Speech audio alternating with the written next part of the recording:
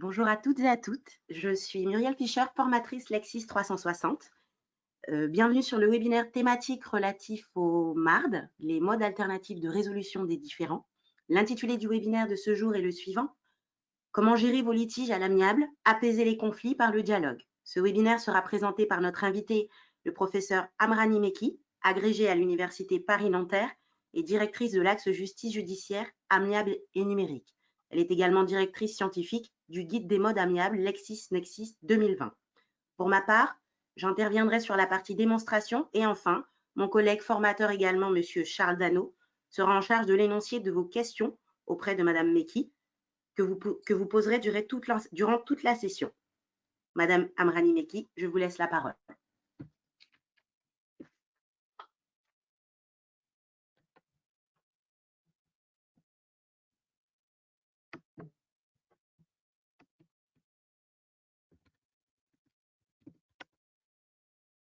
Merci infiniment. Alors, bienvenue à tous sur ce webinaire. Je vais avoir le plaisir de vous présenter les modes amiables de résolution des différends, apaiser les conflits par le dialogue. Si on peut passer au slide suivant, pour vous expliquer que ces modes amiables de résolution des différends, mais vous devez y être déjà sensibilisé puisque vous vous êtes inscrit à ce webinaire, sont extrêmement importants de manière générale, mais ils le sont encore plus depuis la crise du Covid-19. Vous n'êtes pas sans savoir qu'il y a un mouvement de déjudiciarisation extrêmement fort depuis des années pour inciter les parties à résoudre à l'amiable leurs différends plutôt que d'aller devant le juge. Ce mouvement de déjudiciarisation qui est extrêmement fort depuis des années et qui vise en fait l'administration de la justice, il est accompagné aussi par une autre motivation beaucoup plus simple, qui est l'idée de reconstruire le lien social entre les parties, tenter de mettre fin derrière le litige juridique au conflit sous-jacent et éviter que les litiges ne renaissent. Alors ce mouvement-là, qui est double, donc à la fois intérêt des parties et intérêt de l'institution, il s'accélère aujourd'hui puisque la crise du Covid-19 a impliqué des délais de procédure encore plus longs, des gestions de procédures extrêmement difficiles et les chefs de juridiction, vous avez dû le vivre au quotidien, envoient des ordonnances pour vous demander de faire une procédure participative de mise en état, pour vous enjoindre d'aller rencontrer un médiateur. Donc, il y en a véritablement une poussée extrêmement forte.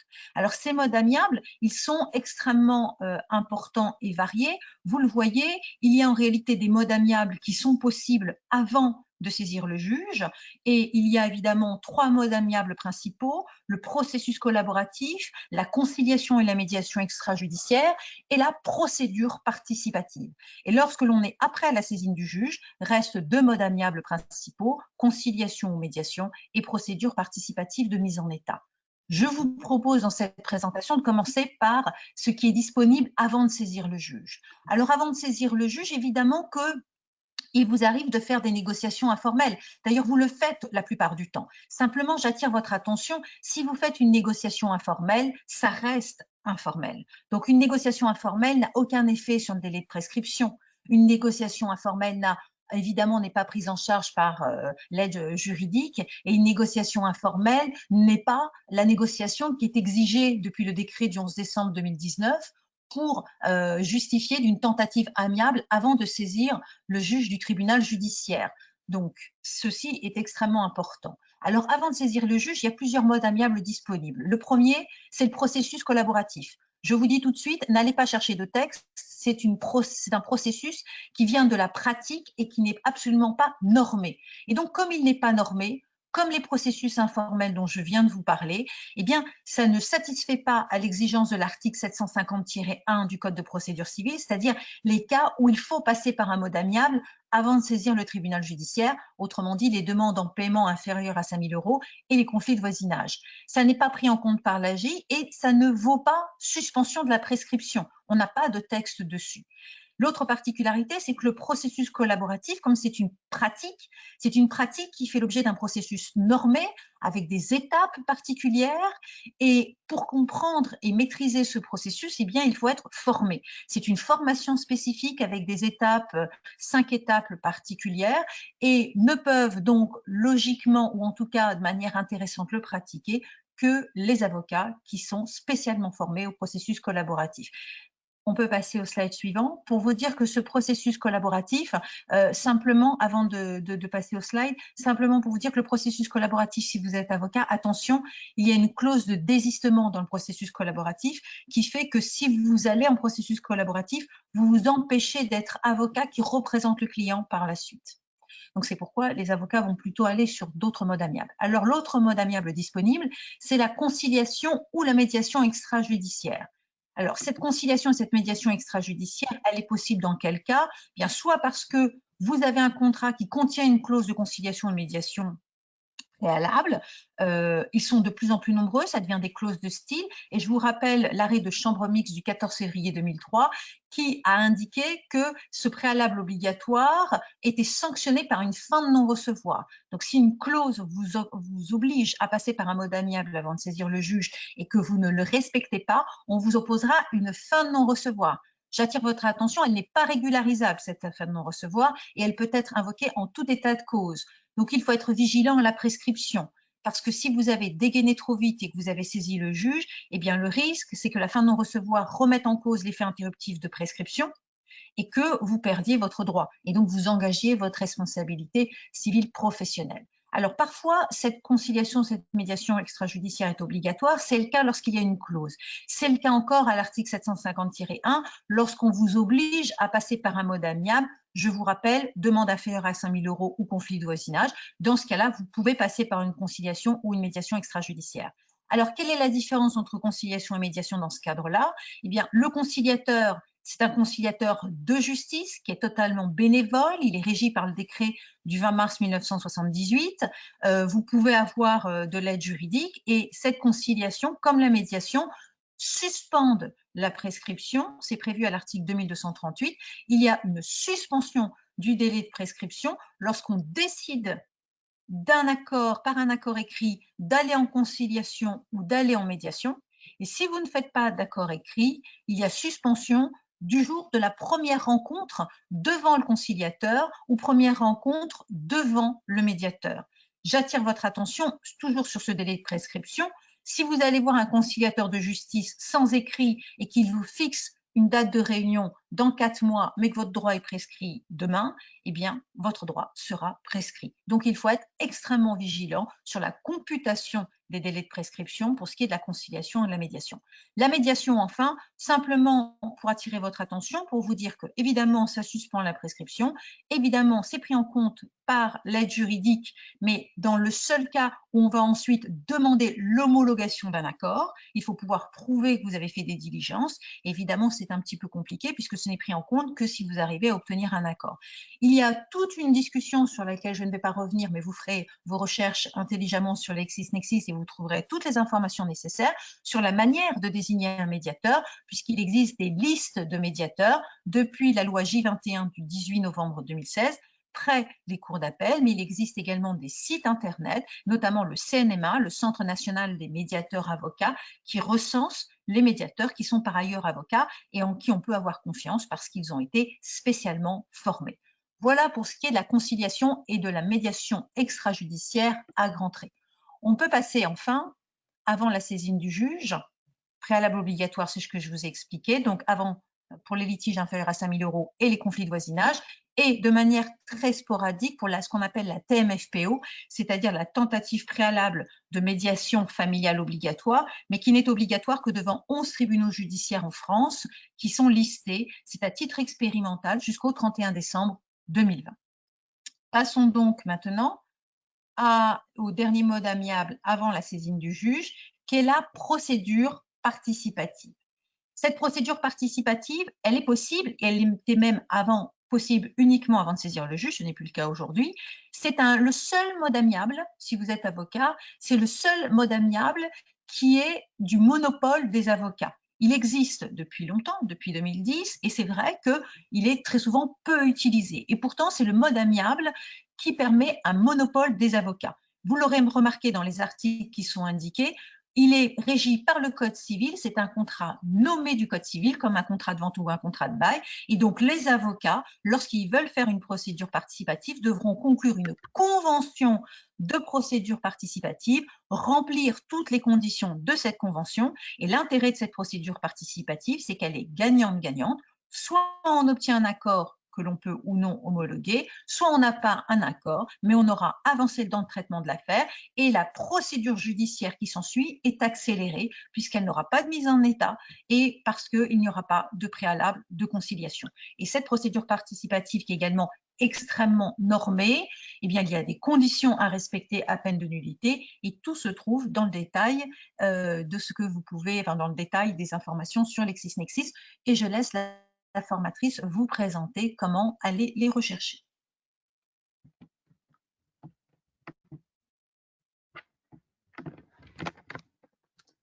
En effet, suite aux précisions données par le professeur Amrani Mekki, il vous est possible de rechercher des éléments sur les modes alternatifs ou, comme on aime les appeler, modes amiables de résolution des différends, de plusieurs façons sur l'outil Lexis 360.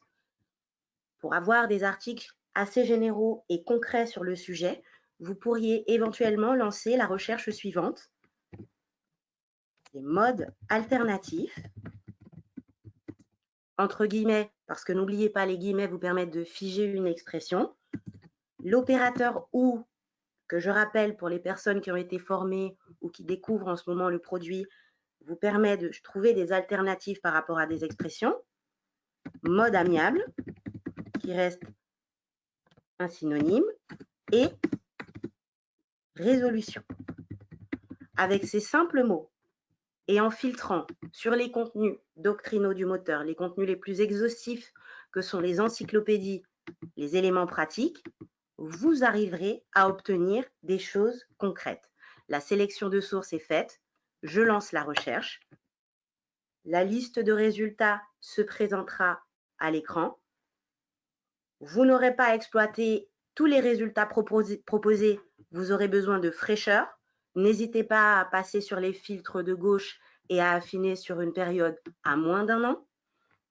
Ensuite, la liste de résultats s'harmonise. Vous voyez, nous passons à 32 résultats. Seulement, sur le sujet, ce qui intéressera sûrement, c'est la procédure. Vous pourrez ainsi filtrer dans la rubrique sources sur les encyclopédies et parmi les encyclopédies, renvoyez-vous au jurisclasseur procédure civile, procédure formulaire et vous appliquez. La liste de résultats apparaît avec les résultats les plus pertinents. Ainsi, premier document qui apparaît avec une date de fraîcheur au 15 janvier 2020 traite des généralités des modes alternatifs de résolution des différends. Il me semble que ce document vous donnera toutes les réponses aux questions que vous vous posez actuellement sur cette problématique. Pour garder le document avec vous, n'hésitez pas à utiliser les fonctionnalités de droite, l'impression, le téléchargement pour l'enregistrer sur votre ordinateur, le partage par email ou sur vos réseaux sociaux et surtout, n'hésitez pas à poser une alerte sur ce fascicule pour être plus tard informé de toutes les modifications apportées à ce fascicule intitulé « Mode alternatif de résolution des litiges ». Une adresse mail, vous pouvez rentrer une référence projet client ou aucune et vous créez votre alerte.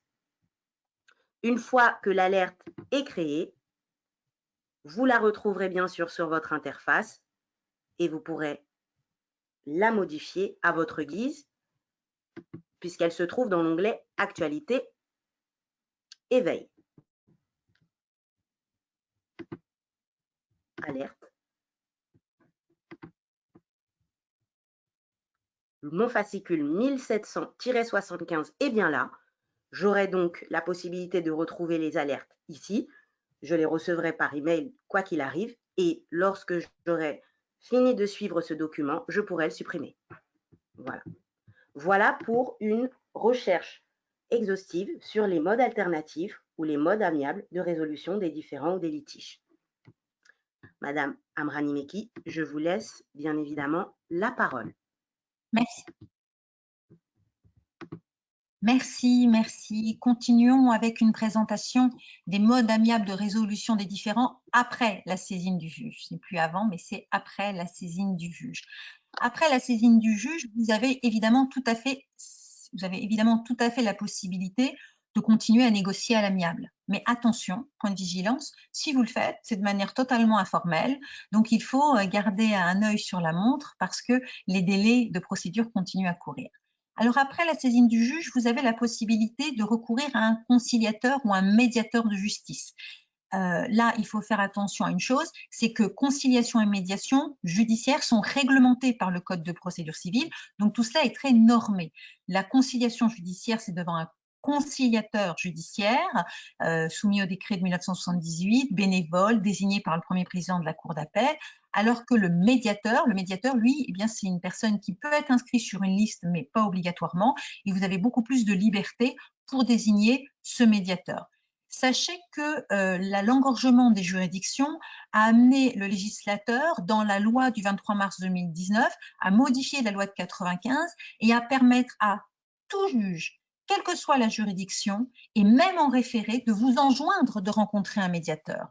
Et donc, c'est extrêmement important. Ce n'est pas une injonction de tenter une médiation, mais une injonction de rencontrer un médiateur pour qu'il explique son rôle. Il faut bien voir qu'on a véritablement plus l'intention d'avoir une alternative, soit le mode amiable, soit le juge. Il y a une interpénétration des deux et l'engorgement des juridictions va faire que les juges vont de plus en plus enjoindre de rencontrer un médiateur, ce qui amène les avocats à devoir informer leurs clients très en amont de ce qu'est la médiation, de l'objet de cette médiation et des avantages et inconvénients de ce système.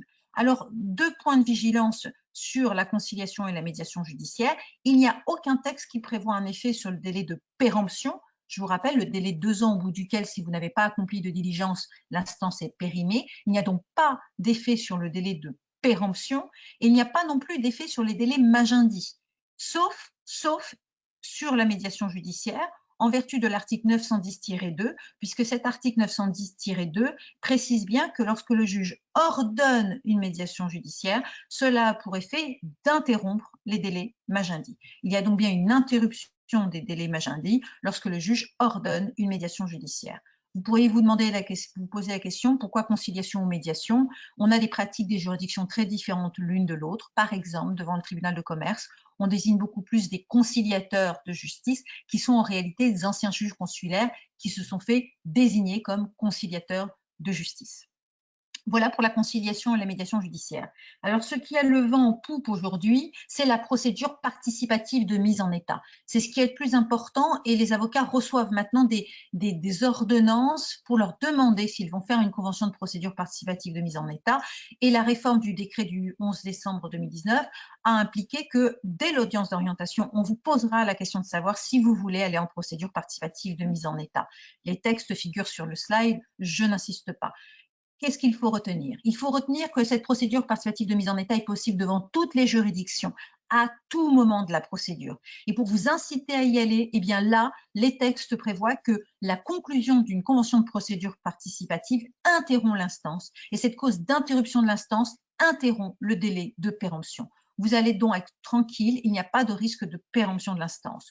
Autre chose, article 1546-2, la convention de procédure participative, une fois qu'on informe le juge de sa conclusion, la simple information va permettre une interruption des délais magendis. Donc là encore, on est extrêmement rassuré. Cette procédure participative de mise en état va permettre aux avocats de mettre l'affaire en état d'être jugée, ce qui est extrêmement intéressant pour les juridictions puisque ça leur permet de décharger les juges de la mise en état, d'externaliser la mise en état. Alors pendant cette procédure participative de mise en état, vous serez extrêmement souple, vous pourrez aller rechercher des éléments de preuve, vous échanger des documents, faire un calendrier de procédure dont vous décidez du contenu vous-même. Et l'objectif, c'est soit en mettant l'affaire en état d'être jugée, vous obtenez un accord, vous demandez l'homologation, soit il n'y a pas d'accord, mais vous mettez l'affaire en état d'être jugée, il ne reste plus au juge qu'à juger, soit il n'y a pas de mise en état, et bien dans ce cas-là, il ne restera plus qu'à rebasculer sur une mise en état judiciaire. Le plus important, c'est le danger qui est indiqué dans ce slide.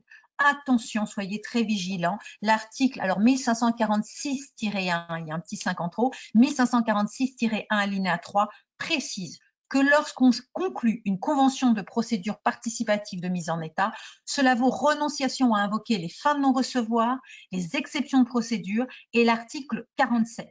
Donc, il faut être extrêmement vigilant. Quand on est avocat et qu'on conclut une convention de procédure participative de mise en état, on commence par vérifier s'il n'y a pas des exceptions de procédure et surtout des fins de non-recevoir que l'on aurait à invoquer. Et si c'est le cas, on commence par les purger à l'audience d'orientation et une fois qu'on l'a fait, et seulement une fois qu'on l'a fait, on peut basculer dans une procédure participative de mise en état. Voilà pour cette présentation. Je vous laisse reprendre la main Oui, pour la présentation LexisNexis. très bien.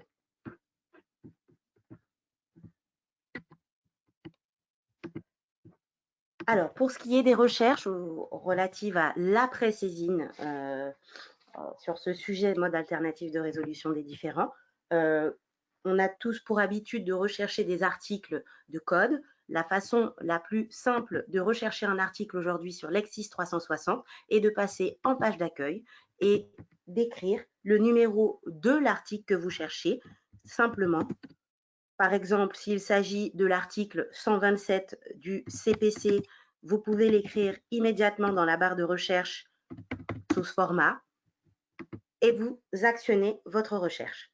La liste de résultats apparaîtra en citant 127 et CPC, mais un petit encart bleu apparaîtra en tête, vous renvoyant automatiquement à l'article que vous recherchez.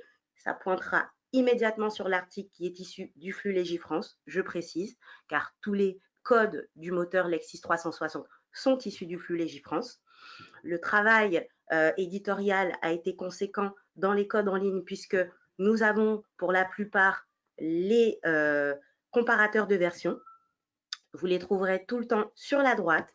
N'hésitez pas à comparer toutes les versions en fonction de la date de votre litige.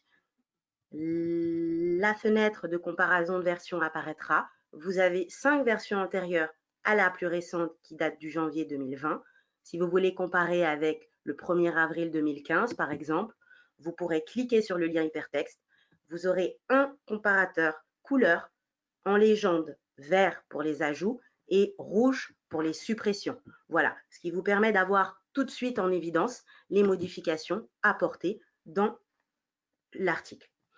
Ce qu'il y a en plus dans vos articles de code, toujours sur la droite, c'est la rubrique visée par la décision. Vous trouverez quelques décisions récentes analysées au visa de l'article que vous venez d'ouvrir. Donc, ces décisions ne sont que des décisions avec analyse juriste data, je précise. Voilà. Donc, tous les codes du moteur sont équipés de ces comparateurs et de façon aléatoire de la rubrique visée par la décision. Vous avez un autre ajout dans les codes que je peux vous montrer avec, restons sur le sujet médiation et conciliation, l'article 131-1 par exemple. Vous trouverez les commentaires et annotations de LexisNexis. Donc là, par exemple, je retrouve ce que je vous ai présenté précédemment, le comparateur de version et le visa. Et en dessous de l'article qui traite de la médiation, vous avez les annotations LexisNexis. Donc ça, c'était très attendu avec la jurisprudence qui est citée en lien hypertexte pour que vous puissiez les joindre à vos conclusions ou à d'autres sujets. Voilà.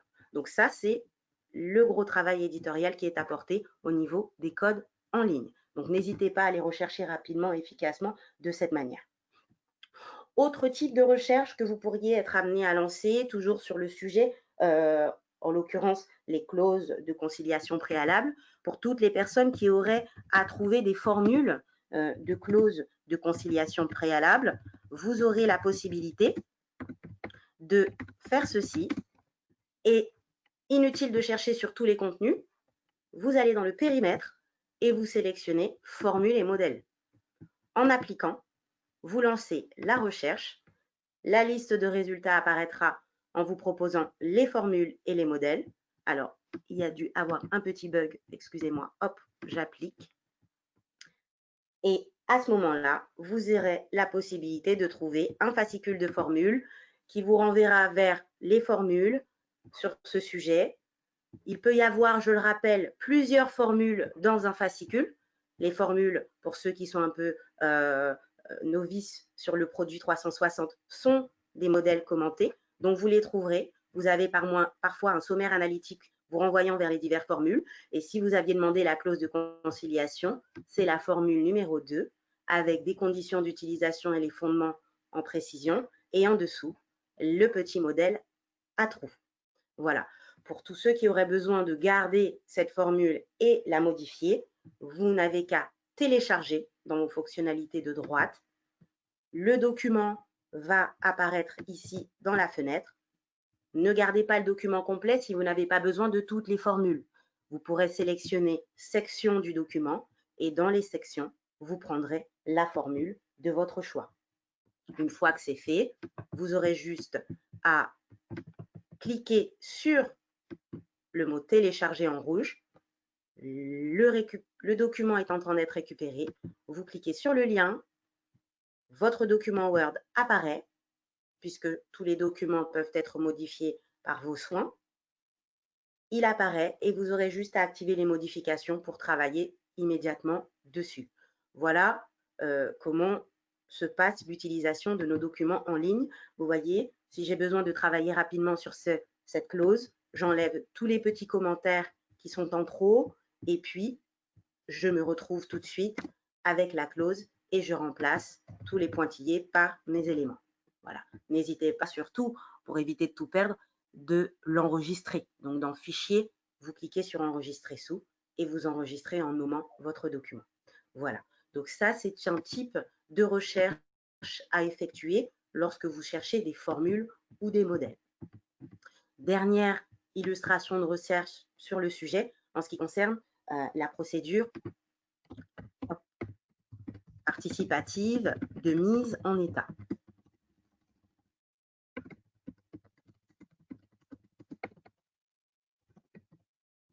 Voilà.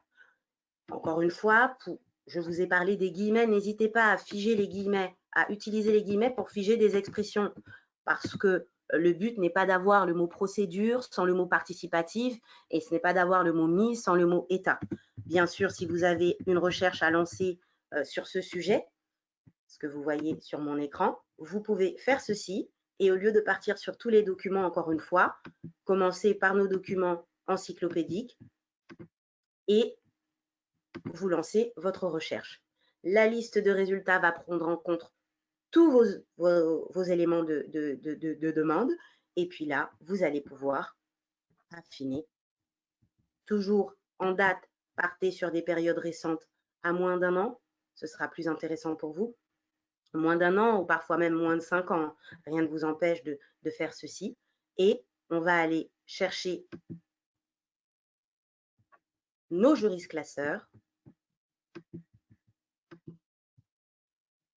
Peut-être même la partie civile si cela vous intéresse, mais on ne va pas les prendre pour l'instant.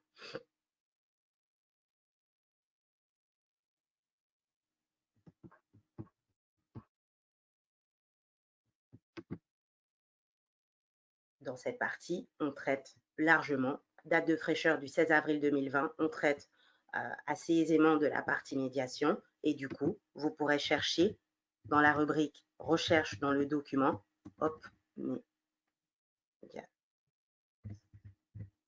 les parties où on parle du médiateur qui renverront vers les articles, vers des décrets que vous allez pouvoir utiliser. Si la recherche est plus large, bien sûr, vous pourriez mettre le mot conciliation, bien sûr, puisque j'avais lancé la conciliation.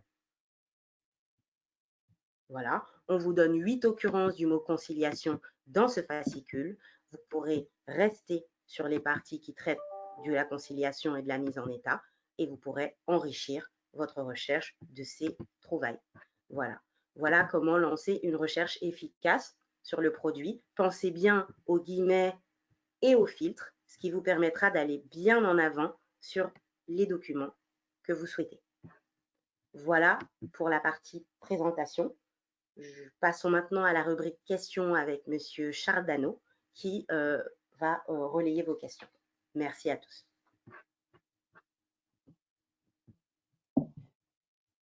Bonjour à toutes et à tous.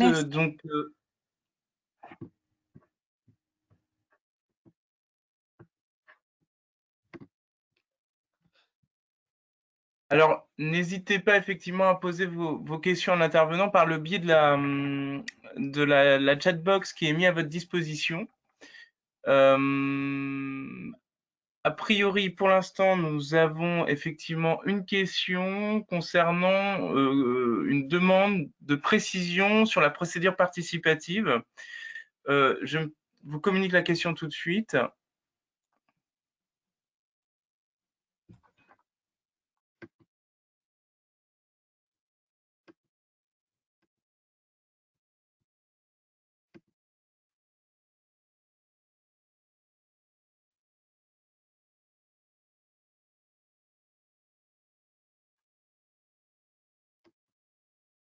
Peut-être pourriez-vous me la lire, je ne la reçois pas encore dans le chat. Question relative donc à la procédure participative. Est-ce que c'est une question large ou un peu plus précise? Je suis évidemment à votre disposition pour apporter toutes les précisions nécessaires, puisque la présentation a été extrêmement synthétique.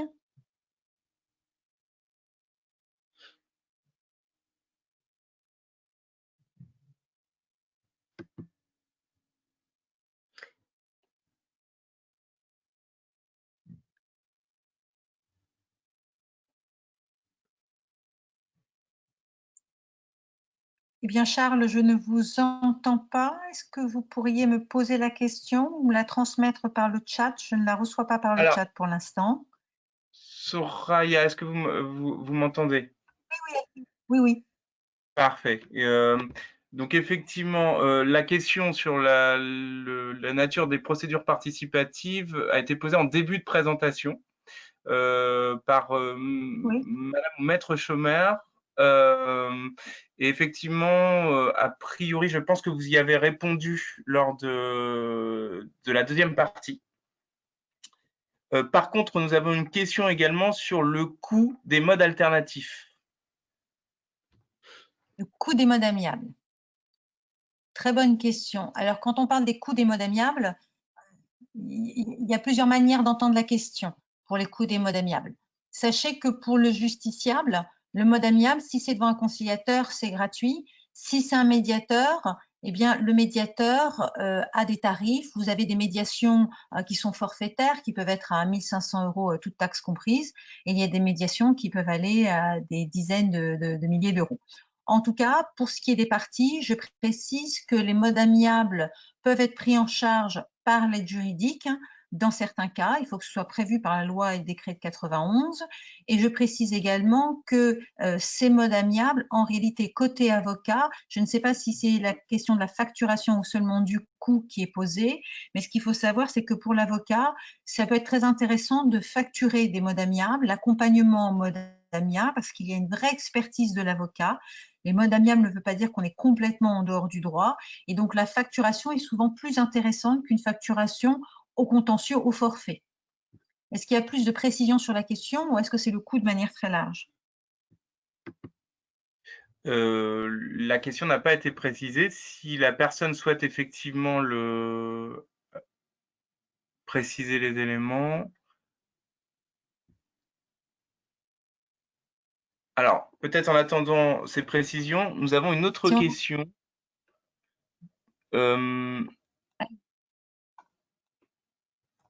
Je vous la transmets également par écrit du fait de une question sur les mardes obligatoires. Oui, je vois la question arriver. Excellente question, c'est une question assez récurrente. Donc, je recontextualise. L'article 750-1 précise qu'on est obligé, et attention, c'est à peine d'irrecevabilité, de passer par un mode amiable pour les demandes de paiement inférieures à 5 000 €, sauf crédit immobilier, c'est particulier, et pour les conflits de voisinage dont la liste figure à l'article 750-1. Et les conflits de voisinage, c'est du bornage, c'est des servitudes, les lagages, etc., etc. Et effectivement, on est obligé de passer par un mode amiable. L'article 750-1 précise que c'est au choix des parties, conciliation, médiation ou procédure participative. Donc évidemment, et la question est très pertinente, il y a des avocats qui se sont dit ce préalable m'enquiquine un petit peu, est-ce que je ne pourrais pas simplement saisir le juge pour lui demander de désigner un conciliateur? Alors pourquoi est-ce qu'ils le font? D'abord parce qu'ils ne veulent pas perdre de temps, et comme ça, ils ont déjà saisi la juridiction. Ensuite, parce qu'ils se disent, eh bien, quand je saisis le juge, ça interrompt le délai de prescription, c'est l'article 820 du Code de procédure civile, donc c'est plus intéressant. Malheureusement, je dois vous dire que la position des magistrats est plutôt négative. Pourquoi? Eh bien, tout simplement parce que le texte prévoit qu'il faut un mode amiable préalable à la saisine du juge. Donc, lorsque vous saisissez un juge pour une désignation de conciliateur, ce n'est plus un mode préalable. Deuxième raison, qui est une raison de management judiciaire, vous imaginez bien que ces modes amiables sont là pour désengorger les juridictions. Or, si le réflexe de l'avocat ou de la partie est de saisir le juge pour qu'il désigne un conciliateur, on est très très loin d'une déjudiciarisation. Donc, il y a à la fois un argument managérial et à la fois un argument juridique, c'est-à-dire le caractère préalable. J'attire toutefois votre attention sur le fait qu'il y a des dispenses à ce mode amiable préalable obligatoire et que dans les dispenses, il y a notamment quelque chose de très intéressant qui est qu'on peut être dispensé si on n'a pas obtenu un rendez-vous dans un délai, ou plutôt si on a obtenu un rendez-vous devant le conciliateur dans un délai manifestement excessif par rapport à la nature et aux enjeux du litige. Et donc, comme il y a très peu de conciliateurs en France et qui sont absolument surchargés et qui vont l'être encore plus, c'est plutôt la pratique que de demander un rendez-vous tellement lointain que cela vaut dispense de tenter le recours amiable préalable. Voilà, j'espère avoir répondu à votre question. Y en a-t-il d'autres? Oui, tout à fait. Alors, une demande de précision, effectivement, toujours sur la question du coût des modes alternatifs. La question concernait plus précisément la rémunération des conciliateurs et médiateurs et la répartition des frais entre les parties. Alors, excellente question. Comme je l'ai indiqué, le conciliateur, il est bénévole. Donc, dès lors qu'on parle de conciliateur, si c'est un conciliateur de justice, il est bénévole, il n'y a pas de rémunération.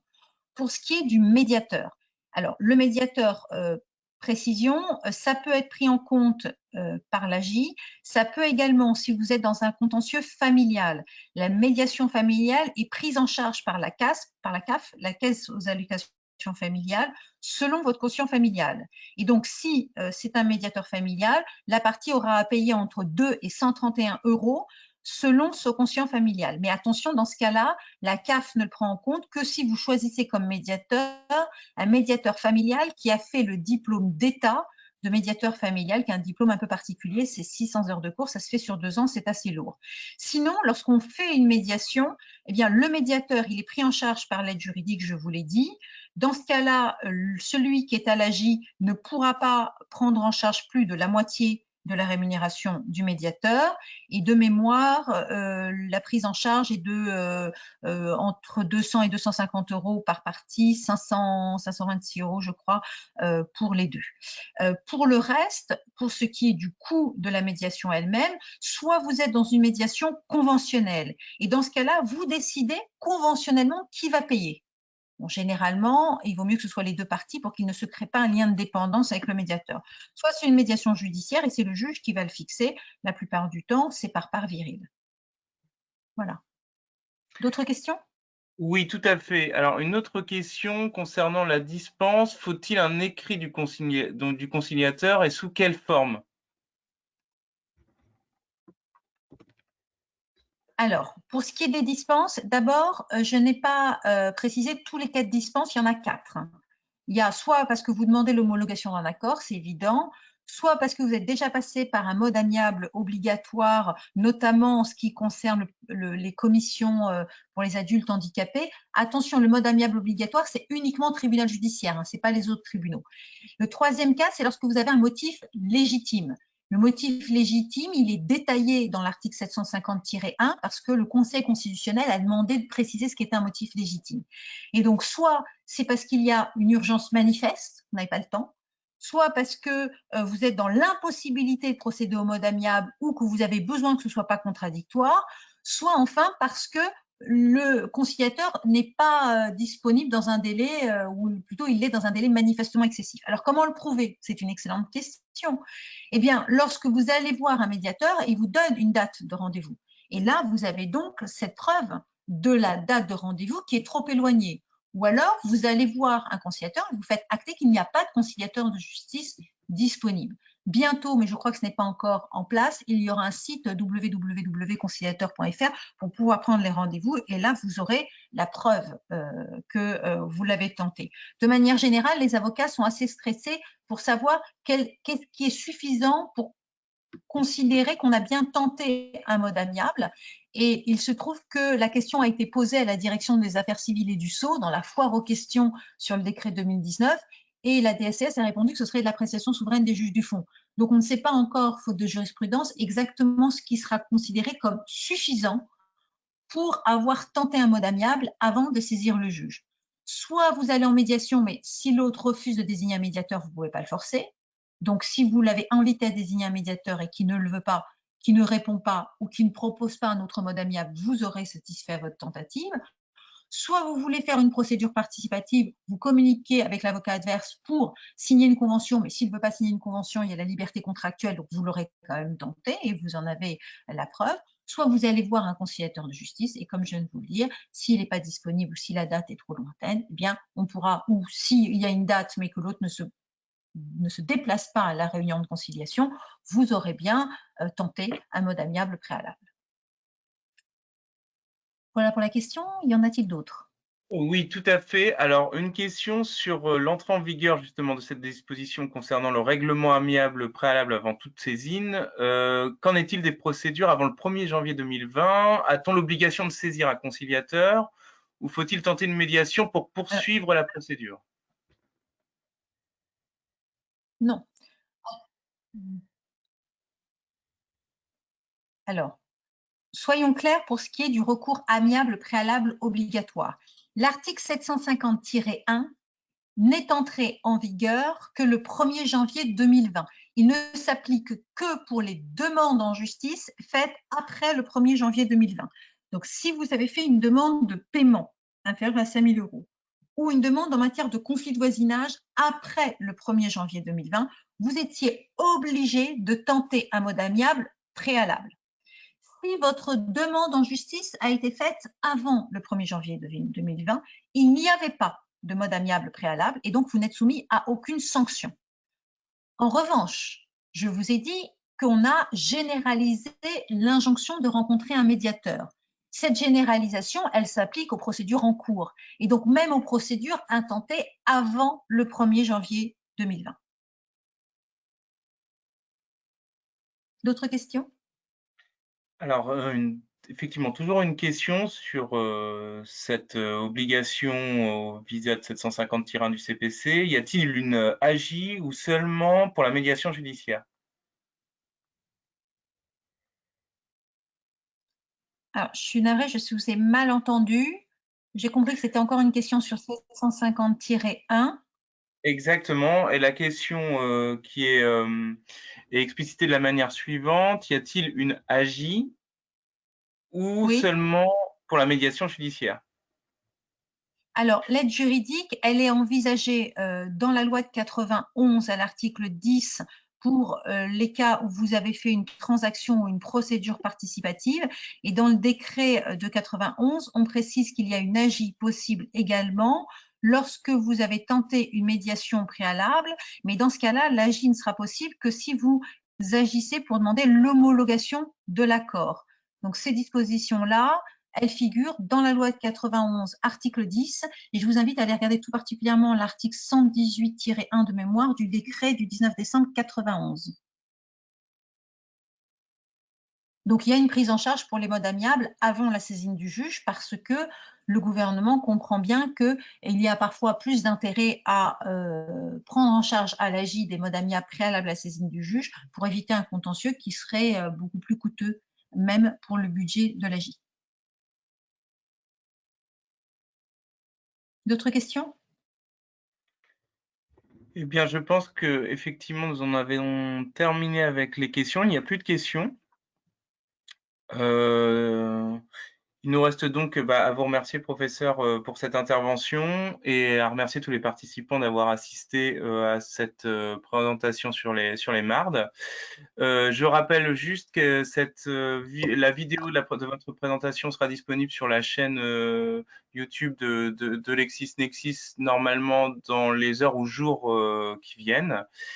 Et il me reste donc à souhaiter à tout le monde une excellente journée. Bonne journée à tous. Merci à tous. Merci. Au revoir. Au revoir.